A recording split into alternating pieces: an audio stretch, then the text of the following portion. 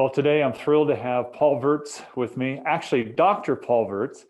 Paul is a senior consultant for research for the Dickersonbakker organization, and I've connected with Paul many times over the past few years.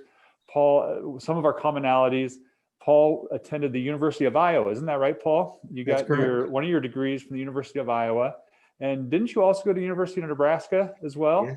University of Nebraska and Wheaton College as well. And Wheaton. Okay. Well, we have a Wheaton grad on our staff, and I live in Iowa, and my wife graduated from UNL in Lincoln. And I know when I first met Paul, you were working at Northwestern Media up in Minnesota, where you really you came on board and you were over their radio, but you were seeing how the lack that they had on the digital side. And so you tapped somebody inside their organization, Carl Bliss, and really said, hey, we need to grow this thing. And so I've respected you from not just an industry leader in the radio side, but a leader of people being able to identify hidden talent and help them grow. And that was a real learning for me as a young leader, first interacting with you and seeing you model that. So thank you. Well, thrilled to have you joining. Paul, in his role as a research and a senior consultant, he did some research specifically around charitable giving in the wake of COVID-19. In fact, that's the title of his research, Charitable Giving in the Wake of COVID-19. So, Paul, first, what prompted you and Dickersonbakker to do this research? Well, as I think you understand, when the pandemic hit back in March and April, it sent shock waves through ministries and other nonprofits, because it was like, oh my goodness, what is this going to do to funding for ministries?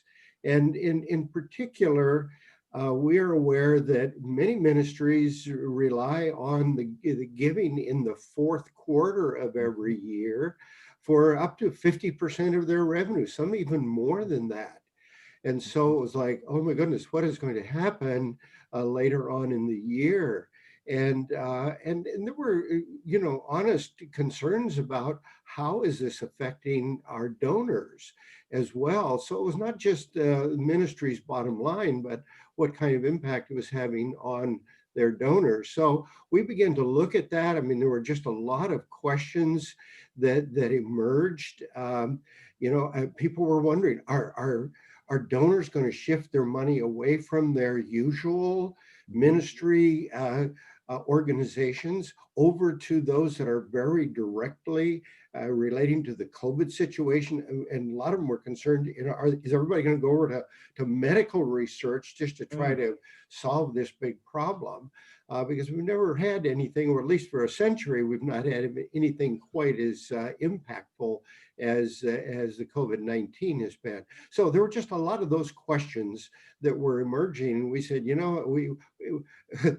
the first thought was, maybe we ought to go out and talk to fundraisers. And then we go, no, why don't we talk to donors?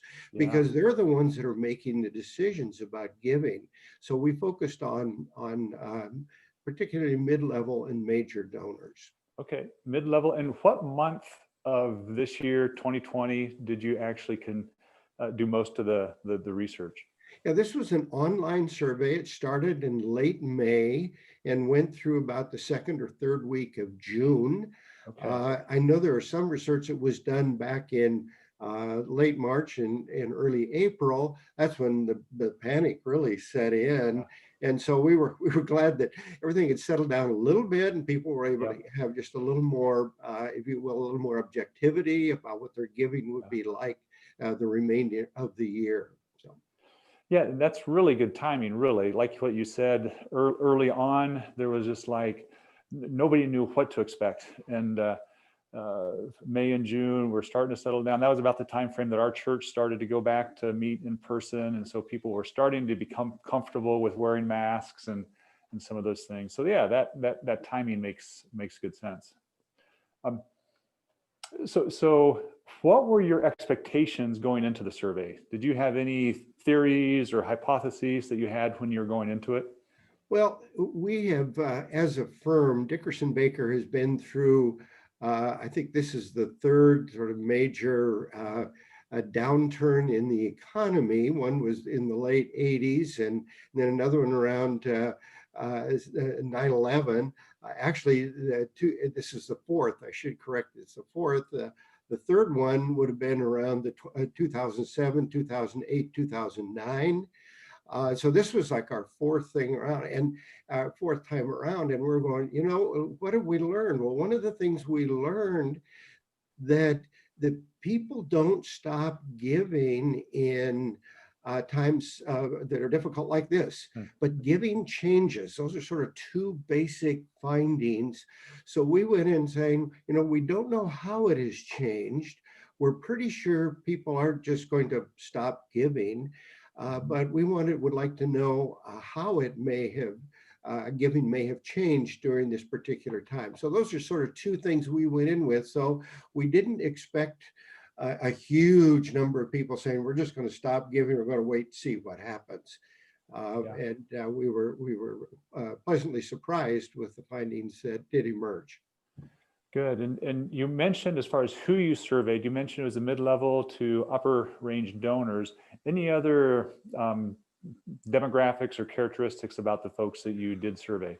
Well, no, those were that was the major focus of our giving. A lot of people may not be aware that some organizations will rely on major donors, mid-level to major donors, for up to 80 or 90% of their funding. So these people are really important in funding ministries. But we had 17 organizations that we have worked with in one way or another, and some that were new to us, that said, you know what, we will send out a survey to our donors, and you will actually use them as respondents to the donors. So we had a broad array. We had some in the social services area, some broadcasting, some Christian schools, some colleges. So we tried to get a broad array of major donors that were giving to a number of different ministries. And so it was intended to be as broad-based as possible. Good. And so as you did the survey, you got the results back, you started tabulating the data. What surprises did you have as you saw some trends emerge? Well, I think the real headline for us is we just asked people, thinking about the second half of 2020, because the first half was already behind us. What are you likely to, thinking about your giving in 2020 versus 2019, do you think you're going to give about the same? Do you think you're going to give a little more or a lot more, or a little less or a lot less? And we were pleasantly surprised to see that 60% of the people said, we plan to give the same amount that we gave in 2019 in the year 2020. And then another 25% said, well, we'll probably give a little more, or some said significantly more. So we had about 25% of the people who saying, yeah, well, we're thinking about giving more.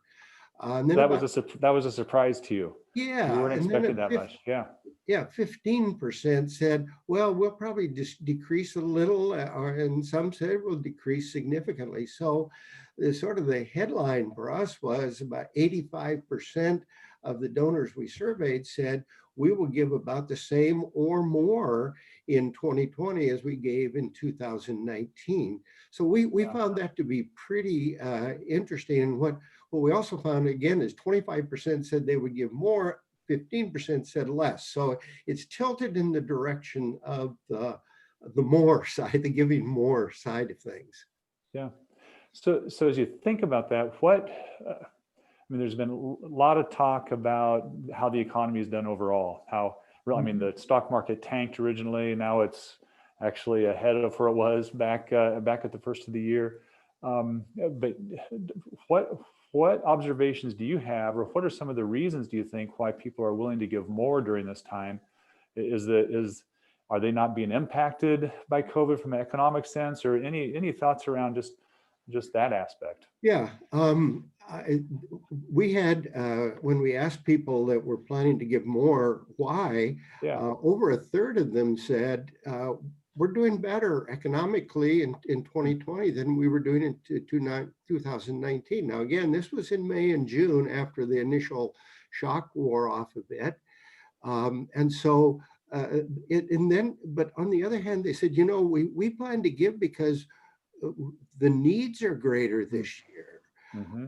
And one of the things that really impressed me is we had, you know, not an overwhelming number, we had a significant number of people said, you know, we know that some donors are not going to be able to give this year like they gave in the past. So we want to give, if you will, to shore up those that aren't able to give as much as we are. So again, when you're dealing with mid-level major donors, they're not quite as likely to be affected as if you will, the average person. But there still, as we dug deep in, we found that they were some businesses had significantly dropped off, and people were going, you know, we just can't give at the same levels we gave last year. So, but there were a variety of reasons for increasing giving, a variety of reasons for decreasing. On the decreasing side, it usually is, you know, we've lost income.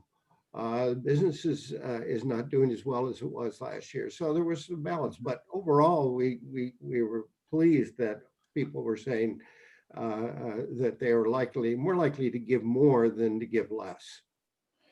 So yeah, that's really helpful and encouraging. Yeah. Really encouraging for those ministries and nonprofits as they're heading into this fourth quarter and year-end giving season. Yeah, the other thing I should say too, we did ask people about how optimistic are you about the time frame for economic recovery, because we know that overall giving, this is not just to ministries, but overall looking at the big nonprofit world, giving tends to reflect the economic conditions, which shouldn't surprise anybody. So we said, how long do you think it's going to take for the economy to recover? Nearly 2/3 said we expect the economy will rebound by the middle of 2021 or earlier. We actually had a significant number of people said, we think it'll rebound by the end of 2020. Now we're on farther down on in time right now, and I think people would probably say something differently, but more than a quarter said it's probably going to take more than a year to recover. Then we had some people, like 10%, who go, it's going to be a long time before the economy recovers. So we thought that was an important thing to sort of dig into, is people's perception of how long it would take the economy to recover from this. So overall, folks are having a fairly positive outlook about the prognosis of the economy recovering. We were interested. Matter of fact, one of the questions we asked, we gave them a whole list of possible impacts on them, and I think nearly 2/3 said our family has not experienced a significant negative impact. In other words, they have felt it. Everybody has felt it. Yeah. And one of the things that they felt was the isolation, because that was one of the impacts we had in there emotionally. You know, have you felt isolated? We had, like 20% of people. Yeah, that's an issue. As did some of the people saying their business had been impacted. But by and large,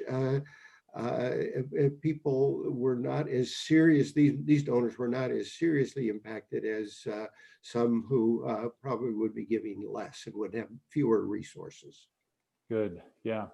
So you mentioned that some people were giving more because the needs are greater during this time. What advice would you have for a ministry or a nonprofit just to be able to let their needs be known? I mean, like how can they, in a right tone and in the right way, let what the real needs are as they're heading into this fourth quarter?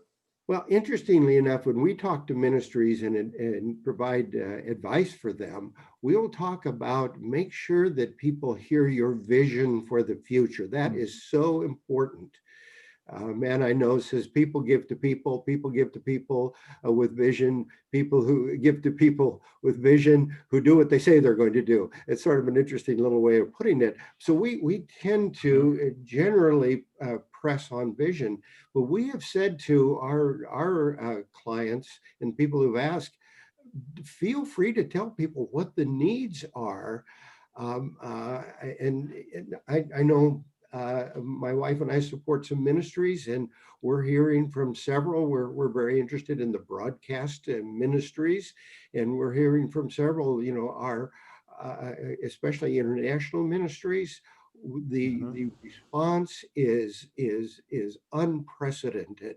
The number of people that contacting them, because there's a hopelessness out there, there's fear. People are looking for something to encourage them and to give them hope.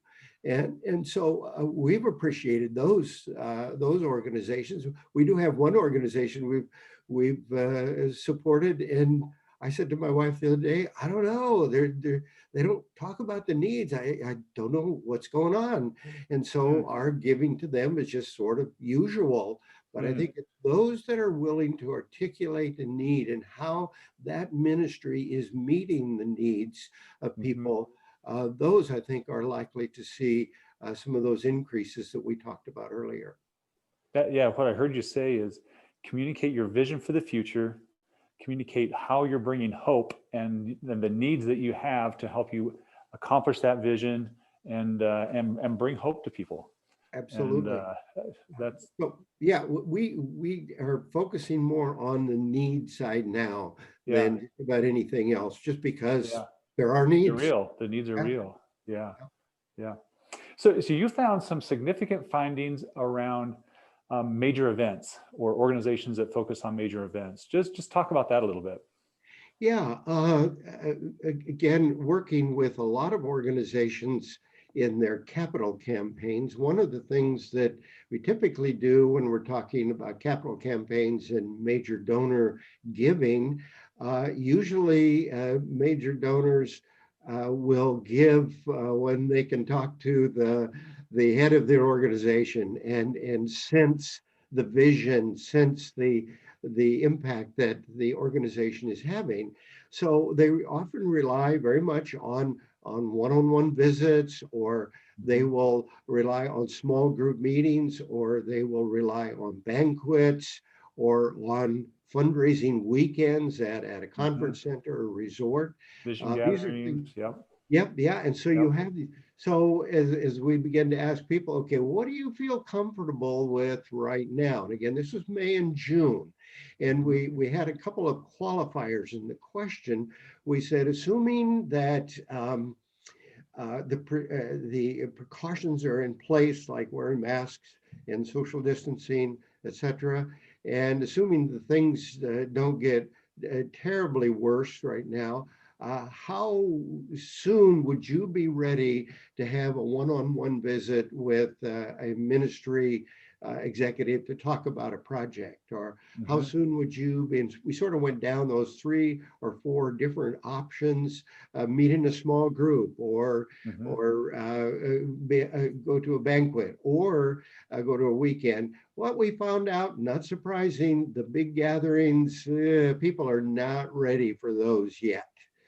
And all the framework of time was within now and the end of the year, but still we were pleasantly surprised that more than 80% of the people said, yeah, between now and the end of the year, that would be the time frame of the last 6 months of 2020. We'd be open to a one-on-one meeting with a ministry executive, or a small group meeting. Once you got into the banquet and the weekends, people are going, yeah, let's just wait. When a vaccine becomes available, and everybody's happy with that, then we'd be more happy to have those larger meetings. So that was a cautionary note. But the good news is they're open to one-on-one meetings and small group meetings. And so we've said to anyone who will listen, don't hold back. I think that was one of the biggest problems back in March and April is that we're going, oh my goodness, we've got to just back away. We can't Mhm. be aggressive here with fundraising. And we're saying, nope, the data points to the different. Go ahead, be Mhm. bold, be asking people to give toward the ministries that you are overseeing. Mhm. Yeah, that's really good. Here at 5Q, we like to think in terms of what we call the 5 levers of multiplying impact, or digital impact specifically. So you've got awareness, helping the organization learn about you, attracting folks. You've got engagement, you've got conversion rates, how well are they converting? You got the average value, then you have retention. So, Mhm. so what, based on your research, how you said that an organization should be leaning into, they really should be even more aggressive now. How do you think that impacts the attraction of new donors?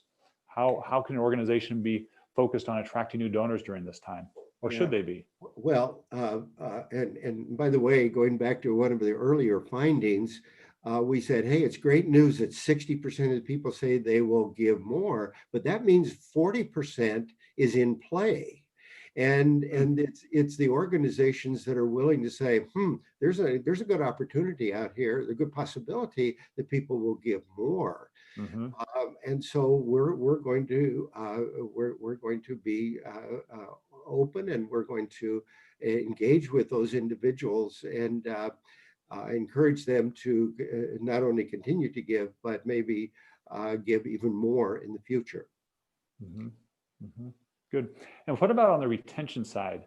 What what advice would you have for an organization to continue to retain their top donors, and even down to some tactics, strategies and tactics that you might say, hey, during this time, we've got the vision, we've got what we want to communicate, but how can we work to retaining the donors that we have?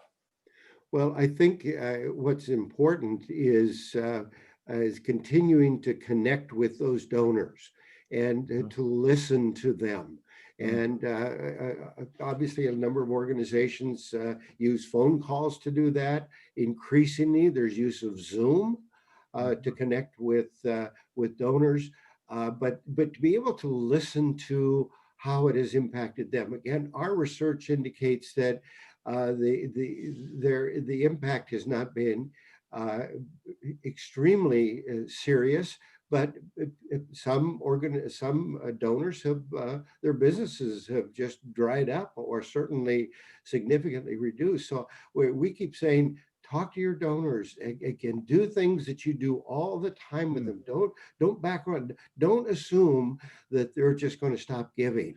But continue to build those relationships with them, listen to them, pray for them, and ask if they're willing to have a in-person visit. We do a lot of capital campaigns, and one of the things you do with capital campaigns is you go out to your top donors and say, hey, here's what we're planning to do, here's the vision, here's the plan, and would you be willing to support us? And that usually is what that requires is an in-person meeting. So we have actually been giving donors the option, would you like to meet via Zoom, or would you like to meet in person? And so far, we're finding better than 70% of the donors saying, oh, we'll take an in-person meeting. They just don't want the big meetings, but either in person or small group meeting, we feel comfortable with that. So I think it's the retention is just, it's the same story with retention. Donors want to be heard. They want to know that the organizations they give to are doing something significant, but they also want to be treated as people who have, they have felt impact. Everybody has felt some impact. You couldn't be in this country and not feel some impact. But I think listening to people and praying for them, but just not backing away and assuming, oh, they don't want to hear from us now. That is a really, really big mistake. Yeah, no, that's good, really good advice for those to really to lean in. When you face a crisis, you have an opportunity to either lean into it and grow, or to pull back and the organizations that have chosen to lean into it and use this as a growth opportunity are those that are doing well right now. Yeah, and I think one of the other things is that uh, I know one organization that we've supported, they're just sitting in their offices sending out emails. And it's like, people, come on, uh, pick up the phone, talk to Yeah. us, okay? And at least that, or do a Zoom call. And sometimes there are distances, and people may be afraid, but give them an opportunity in person or in Zoom. So Yeah. I think there really are opportunities for us to just do good donor relationship building during this time, and even ask people, how's your family been impacted?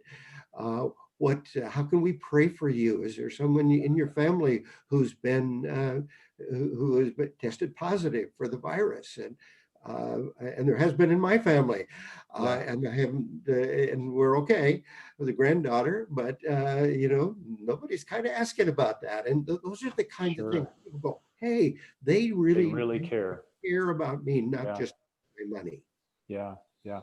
You bring up a good point too, that sometimes, we're a digital agency, and sometimes we can see, well, if we're doing the work we need to, if we're sending out emails.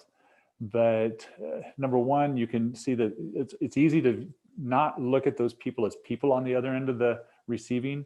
And number two, we know that the best digital strategy is the strategy that works in concert and integrated with all of the other activities, strategies, and tactics that you're using. So using the email to be able to connect with them and ask for that phone call, ask for that Zoom message, all those tactics working together is the best strategy at the end of the day. Yeah, yeah. If I could, let me raise one other issue that we Yeah. explored.